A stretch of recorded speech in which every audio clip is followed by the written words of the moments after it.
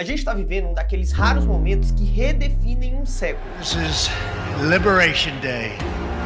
No dia 2 de abril de 2025, enquanto pessoas comuns tomavam café e checavam suas mensagens, o mundo econômico, como a gente conhece, começou a se transformar.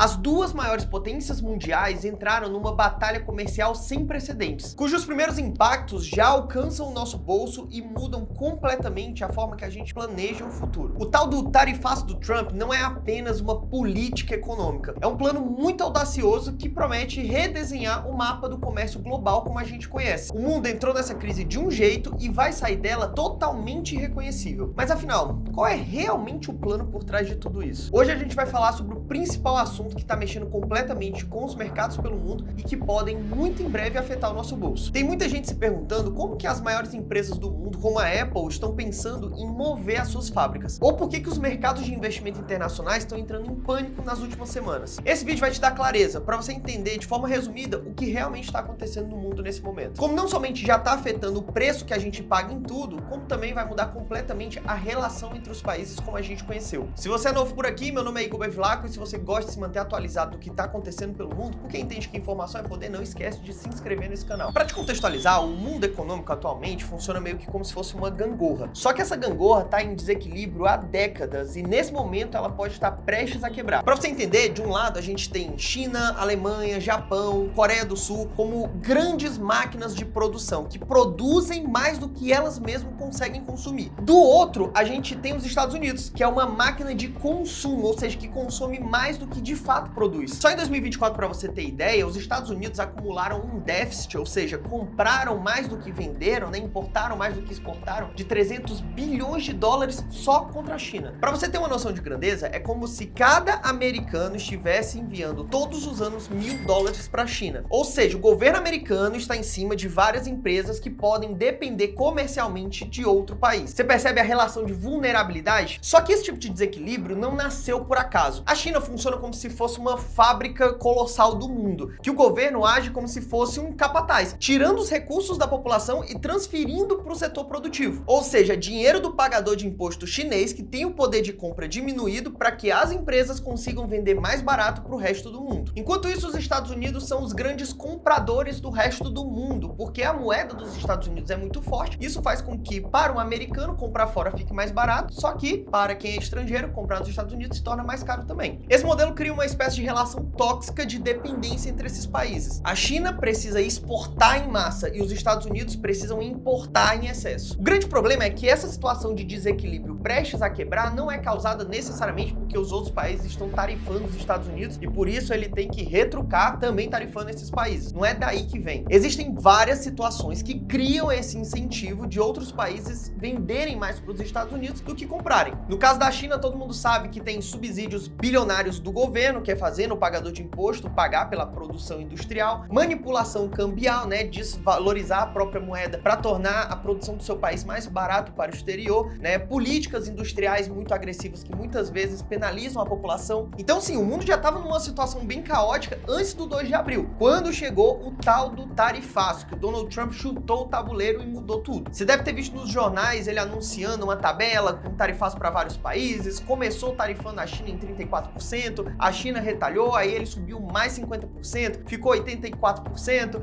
aí falou que se retalhasse, ele iria retalhar muito mais pesado, a China retalhou também. Ai, cale-se, cale-se, cale-se, você me deixa louco!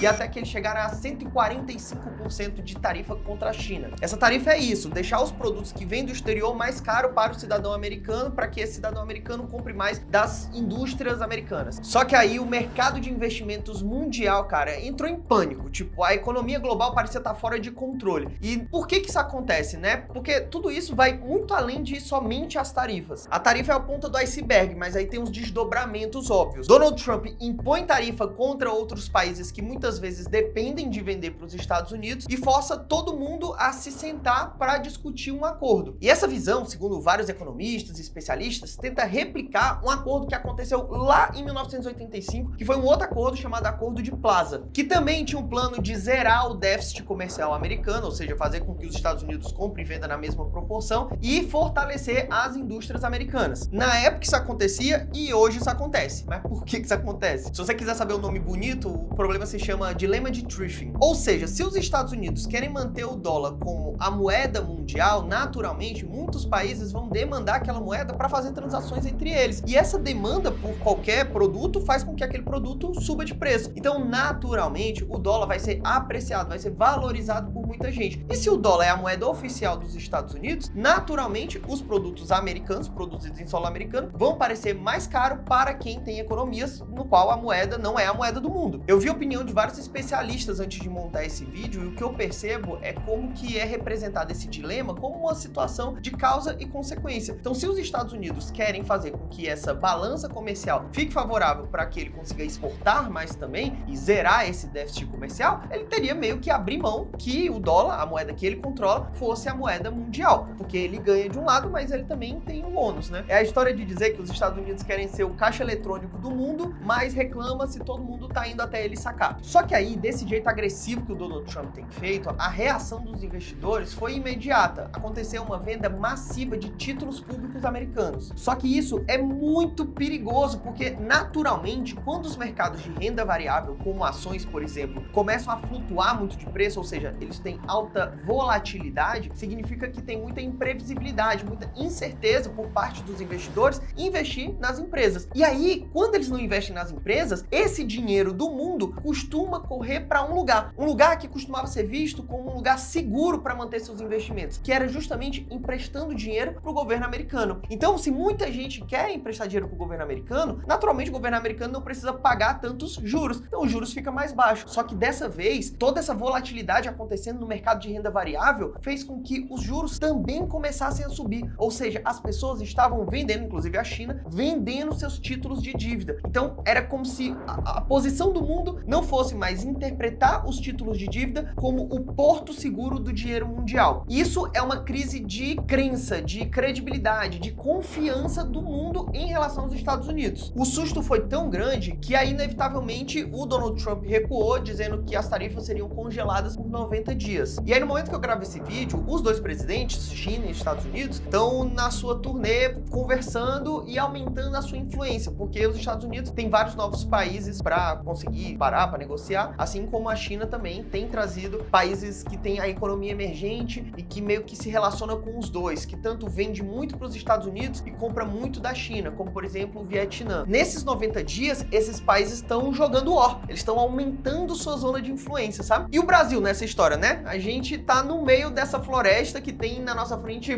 dois elefantes gigantescos brigando. É impossível sair ileso, porque são os nossos dois maiores parceiros comerciais, mas quando a poeira baixar, isso pode inclusive abrir alguns caminhos inesperados se a gente fizer o mínimo, cara, para conseguir se posicionar como um bom vendedor de recursos naturais, como minério de ferro e a nossa soja. Porque naturalmente a China, com esse risco de perder a possibilidade de vender para os Estados Unidos, vai procurar novos parceiros comerciais. E aí a gente, com a nossa produção, poderíamos nos posicionar estrategicamente para vender para esses países. Além disso, se a gente começar a ver diversas empresas multinacionais e globais tentando sair da Ásia para conseguir continuar vendendo para os Estados Unidos, pode ser que o Brasil seja visto como um novo destino para os investimentos. Mas isso eu já até abordei em outro vídeo. Se a gente tiver feito o básico aqui dentro de dar um mínimo de estabilidade jurídica, de previsibilidade econômica, que atualmente não é o que a gente tem feito. Além disso, a gente pode ver consequências reais acontecendo, como produtos eletrônicos, bens de consumo em geral, ficando mais caros pra gente. E se acontecer uma recessão global, como muitos dos principais banqueiros do mundo estão prevendo nesse momento, a gente também vai sofrer com as nossas exportações, porque se o mundo não tá comprando, a gente não tá vendendo. Mas é bom a gente acompanhar de perto, cara, porque o que a gente tá testemunhando nesse momento não é apenas uma guerra comercial, é de fato um redesenho completo de toda a ordem econômica que existe no mundo. Todos nós nascemos vendo os Estados Unidos como uma espécie de protagonista protagonista mundial, né? Não somente político, como comercial também. Eram os Estados Unidos que eram os responsáveis pela manutenção ali da ordem democrática mundial, né? Era ele que fazia punições e sanções, que exercia maior pressão quando países geralmente estariam indo para lados mais autoritários, mais ditatoriais. O mais assustador é a velocidade que tudo tá acontecendo, cara, porque os Estados Unidos nem sempre foram esse protagonista. Isso é coisa ali da Primeira e Segunda Guerra Mundial, que o Império Britânico, que tinha esse papel de protagonismo mundial, passou para os Estados Unidos e foram necessárias 2 guerras mundiais para isso acontecer. Agora, a gente parece que tá vendo esse tipo de transição acontecendo, só que na velocidade das evoluções digitais que a gente tá tendo. E o mais intrigante é ver que como parece que a China sempre esteve preparada para esse momento e que enquanto o Donald Trump chegou colecionando inimigos ao redor do mundo, a China parece estar tentando ganhar esses novos inimigos dos Estados Unidos. E no momento que a China foi um alvo direto de tudo isso, ela trucou, ela voltou mais forte, ela não se dobrou. E o fato dela não ter se dobrado manda um sinal pro resto do mundo. E se o resto do mundo decide fazer a mesma coisa? Porque antes, talvez, haveria um medo de ser retalhado para os Estados Unidos. Mas se isso significa agora uma proteção da China, que conseguiu não dobrar para os Estados Unidos, qual vai ser a reação desses países agora, cara? Pra você ter uma ideia, já tem uns anos que a China tem acumulado ouro, cara. Ela aumentou suas reservas de 2022, que era de 3,3% mais ou menos, para 5% agora em 2024. Então é um curto espaço de tempo e um aumento nas suas reservas. Então a partir do momento que a China topa subir o tom contra os Estados Unidos, um novo mundo vai surgir. Que agora as relações de poder notavelmente não são as mesmas. E eles agora vão correr dentro desse intervalo de 90 dias para definir o que vai sair dessa confusão e quem de fato vai assumir esse protagonismo. E é aquela coisa, a gente tá entrando nesse momento num novo mundo que não existia antes. São novas oportunidades nascendo que não existiam na geração dos seus pais ou até mesmo na sua geração até pouquíssimo tempo atrás. E quem souber se adaptar vai conseguir aproveitar melhor esse novo cenário, porque os novos centros de poder do mundo estão nascendo. O triste é ver toda essa bagunça e desalinhamento entre os países que costumavam defender regimes democráticos, agora estando cada vez mais colidindo entre si, se tornando inimigos, criando relações com animosidade, e do outro lado, o tal do eixo da ditadura, com Irã, Coreia do Norte, China e Rússia muito mais sincronizados do que os países que supostamente defenderiam a liberdade. E aí é um dilema bem difícil, cara, que eu queria saber a tua opinião. Você acha que no meio dessa bagunça toda, qual é a melhor posição que o Brasil deveria assumir? Tá mais próximo dos chineses ou tá mais próximo dos Estados Unidos? O que você acha que de fato vai acontecer com a gente? E se você chegou até o final desse vídeo, é porque você faz parte da minoria que entende que interpretar e compreender essas transformações que o mundo tá passando não é um mero luxo intelectual, é uma questão de sobrevivência no novo mundo que tá se construindo. Esperamos nós que esse novo mundo esteja alinhado com os nossos valores, do que a gente entende como bem, como mal, de justo, injusto, de certo e errado, mas nesse momento isso é uma incógnita, é um mistério para onde a gente está indo, até mesmo para os maiores especialistas. Se você chegou até o final desse vídeo, me deixa saber comentando aqui embaixo. Conhecimento liberta. Te vejo no próximo vídeo, tamo junto e até a próxima.